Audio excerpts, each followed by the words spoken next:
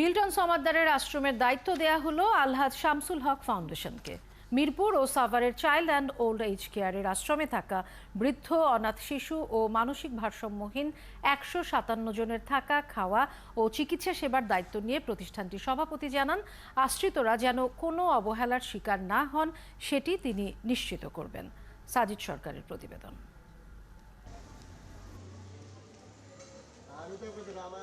মিরপুরের child and old age care home, এই আশ্রমকে ঘিরেই মিল্টন সমাদ্দারের বিরুদ্ধে যত অভিযোগ। গোয়েন্দা পুলিশের হাতে তার গ্রেপ্তারের পর বিপাকে পড়েন আশ্রিত দুস্থ অসহায় মানুষগুলো।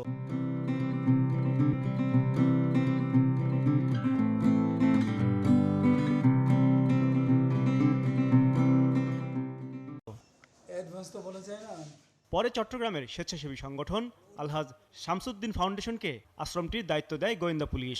মিরপুরের এই আশ্রমে আছেন নারী পুরুষ সহ ১৯ জন আর শিশু ৫ জন। নতুন অভিভাবক পেয়ে খুশি আশ্রমের বাসিন্দারা।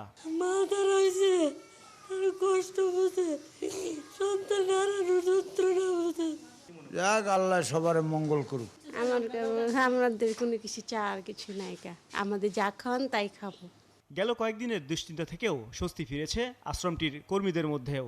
ওনারা যথেষ্ট আমাদেরকে ক্লান্তি লগ্নে আমাদেরকে পাশে থেকে, বিশেষ করে যারা বাবা মারা আছেন তাদের জন্য যে চিকিৎসা, খাদ্য, এটার ব্যবস্থা তারা সম্পূর্ণভাবে দেখছেন। আমাদের যে স্টাফ ছিল পুরনো তারাই দেখাশোনা করতেছে। ডাক্তারের সংকট ছিল, তো শামসুল হক ফাউন্ডেশন থেকে আমাদের ডাক্তারের ম্যানেজ করে দিবে। পুরনো অভিজ্ঞতা কাজে লাগিয়ে অসহায় ও দুস্থদের পাশে থাকার আশ্বাস দিলেন ফাউন্ডেশনের সভাপতি। আমরা সৎ নিয়ত নিয়ে এই যে মানুষজন আমাদেরকে দু একটা নেতিবাচক কথা আমি মিডিয়াতে পাচ্ছি, কিন্তু কোনো মানুষ সাহস করে না এসে একবেলা একের খাবার দেওয়ার জন্য। এই যে মানুষগুলো কষ্ট পাচ্ছে, আপনি ফেসবুকে আমার বিরুদ্ধে গালি দেন, ফেসবুকে লিখেন যে ওনারা কেন দায়িত্ব নিয়েছে, এই করতে সেই করতে, কিন্তু আপনার একটু বিন্দুমাত্র ইচ্ছা হলো না আসে একবেলা ওদের খাবার দিই। সাভারের আশ্রমে থাকা ১৩৩ জনকেও একই রকম সেবা দেওয়ার প্রতিশ্রুতি দেয় ফাউন্ডেশনটি। ভালো আছে, কি সুন্দর লাগতেছে দেখেন তো। সাজিদ সরকার, ৭১, ঢাকা।